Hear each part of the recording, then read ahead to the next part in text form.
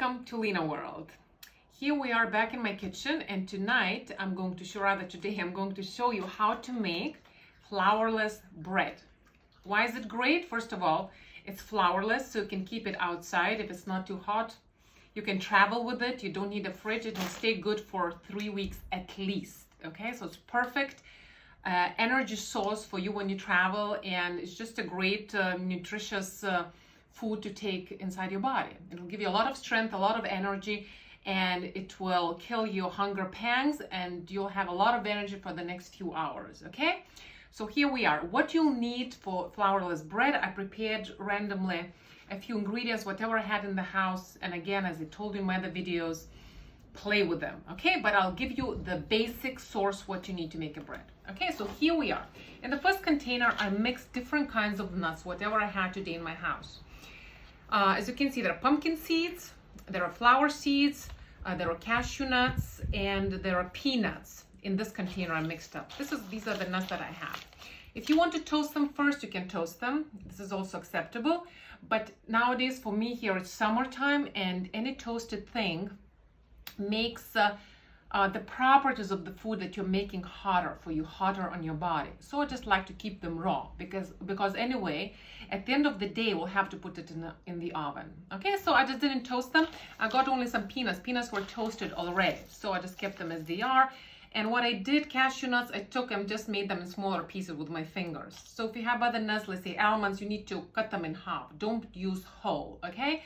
Or Brazil nuts, for example, just cut them in half. So this is the first container, okay? Now the second container, what you need is different kinds of dried fruit. Here again, you see, I mixed up different kinds of raisins. The golden raisins, as you can see. Then there are dark raisins, black raisins, and here also I have cranberries, which are very, very good for female, by the way.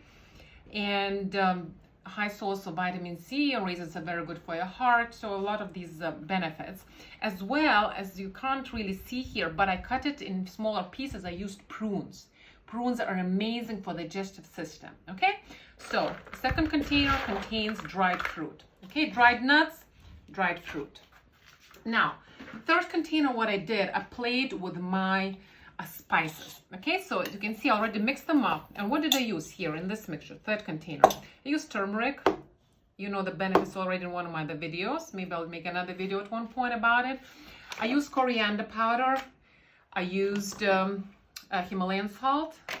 I used cumin seeds. Okay, raw like cumin seeds, not powder. If you have powder, you can also use it, but it's nice to use cumin, seeds. I used pepper, black pepper. I used neem. Neem gives a little bitterness and balance to all the other flavors. And that's it. Okay, now, what you have to remember, I also used sesame seeds, but not in this mixture. Okay, the sesame seeds are here. But what we do with sesame seeds, here I have white sesame seeds. Black sesame seeds are a little bit more beneficial on the body. However, here I couldn't find black sesame seeds, so, you know, there are always replacements for everything, right? So don't get stuck. You have to definitely use these particular nuts, those particular dried fruit, these particular spices. Play. Life is a play, okay? And I told you in my other videos.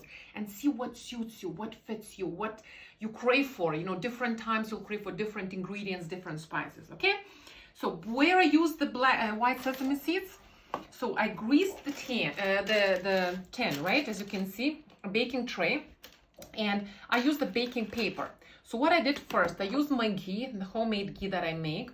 I just used my fingers a little bit, spread it around, and then I used white sesame seeds. So then they stick on that greasy sheet. If I didn't use ghee, then it would not stick. It would be flying all over, just like in one place more than the other, right? You can also put it directly, because this is a non-sticky, non-burning baking tray, but I still prefer to use baking paper because it's easy to take the bread out. Okay, so that's what I use sesame seeds for, and we'll do the same thing with sesame seeds on top of the bread. Okay, so this is the base. Now, what other ingredients you need to use is, we'll need Greek yogurt. Here I prepared 2 containers of Greek yogurt. Here I got 9%. This one is 400 grams, it says. But again, you'll have to play with it because, as you know by now, Lina does not measure anything, okay? She plays with everything. So sometimes I burn, trial and error, and I learn my own ways. And every time I might not be successful, but it's a work in progress always. That's what life consists of. Then we'll also need another basic ingredient, which is oats. As you can see, basic raw oats, not small, basic, like, what do they call, like these, like oats that are as rolled oats, but they are not like thin, fine, you know. So get any basic oats. I got the husk, the oat husk with bran, very good for fiber, for your large intestine, excellent ingredient. And we'll need 5 eggs. As a rule of thumb, around 5 eggs, but we'll have to split the yolk and the white separately, okay? And so what I'll do, the white, I will blend it, and my blender is right here, so I'll blend it in a separate container, and the yolk I will use separate. Back, step 2, okay? So again, I'm showing you the mixture, mixed up oats, dried fruit, dried nuts, right? And I actually removed some part of it because it wasn't, my container wasn't big enough for mixing. So I have like two, there was one more container of the exact same amount, which I will mix up eventually, or you need to have a bigger container to make sure you can mix it up, okay? And then what we did, this is what I told. I used 2 packets of Greek yogurt and mixed it up with all the spices that I was using, and I was telling you in first one. So this is another small dish which we'll mix together with the basic ingredients. This is the egg yolk, okay, and these are the egg whites, okay. So I blended them well, pretty well. It's almost, you can't move it, okay, so pretty well. So what I'll start doing now in step 2, you will start mixing, you see, because I split my basic ingredients in half, so I will not use all of it. So let's say I'll use half of it, okay. Add this, then I'll use half of my egg yolks, okay, half of the egg yolks. And now I need to mix it well before I add egg whites, okay. So I will start mixing the ingredients first with the yogurt and all the spices, egg yolks, before I put the whites. So now here the mixture, we mixed it very, very well, okay. So don't leave any parts unattended, okay. So mixed the oats, husk, dried fruit, different variety, and dried nuts. And now with egg yolks and Greek yogurt, spices, and now I'll use, because I already split the batter into 2 parts, the basic ingredients, I'll use half of the egg white. That's the last thing you put inside, okay? So this is the egg white. As you can see, it's well blended, because I need to leave the other half for my other half of basic ingredients. So I'll start mixing that too.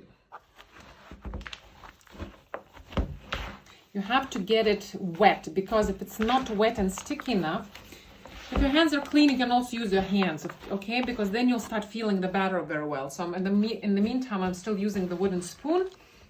But if you want eventually to feel how wet the basic ingredients are, that they would be sticking. Otherwise, when the bread bakes, if it's not sticky enough, of course you should not make it too wet. But if it's not sticky enough, then you just won't be able to cut the bread. It will start crumbling into pieces, which is also fine. It's like muesli bars, you know.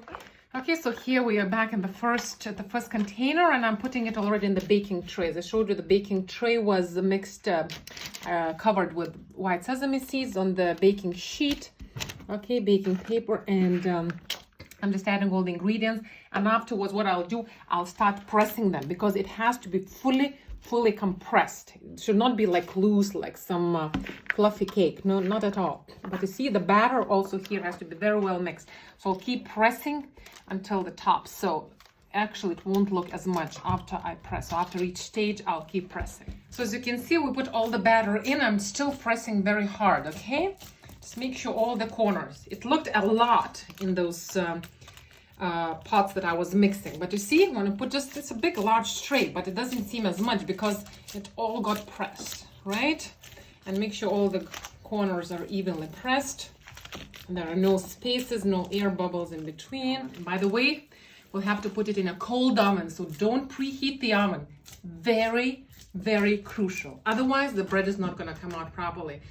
Cold oven. You only switch the oven when the tray is in the oven. Spreading a few. If you have black, it's also very good. As I said, it's even more beneficial. And it gives a nice texture, nice base, nice top. I'm almost finishing my sesame seeds here. But again, I can use my hand or a spoon to just press it like this on top. You see, I can still use my wooden spoon here. So what we want to do when we take the bread out, we're going to flip it over and put it on. You see the base, it's not a solid base. It has gaps, as you can see. You can see the base, right? So these gaps will air the moisture, and you leave it to dry like this, having flipped over. Just have a look what I'm going to do. It might break in the process, but not a big deal. Okay, sorry for that. So, okay, I need a knife to a little bit here. Maybe it got a little stuck, yeah, on the edge, because I even cut it a little bit just to test it. Okay, so I'm going to take it out first like this. Okay, I'm going to move the tray here. What we're going to do, we want to move it over, flip it over, okay? Now it's not as hot, so I'm going to flip it over, okay? To air the base of the bread and remove the sheet. So now the bottom has gaps. We'll throw it away, right? And also the top is aired. You don't want to accumulate moisture. That's the way bread is going to dry naturally. And you can use this bread, as I said, without refrigerating it for 3 weeks. Of course, if you want to refrigerate after some time, you can do it. Put in Ziploc bags, but add some tissue paper to absorb the moisture, and throw the tissue paper after some time. Because when the moisture comes, like the bread starts absorbing moisture, then it goes stale. So you want to keep it dry in a dry climate. Of course, if you're living in tropical climate, you might want to keep it in the fridge. So now it's flipped over. It doesn't look as beautiful, but once it cools down, we'll flip it back over, and then we can keep cutting. This time it turned out to be very good, much better than the last time. It's a solid meal, long-lasting energy. Okay, once again, it's a flourless bread, one of the main things I don't live without, or I don't travel without. Welcome to Lina World.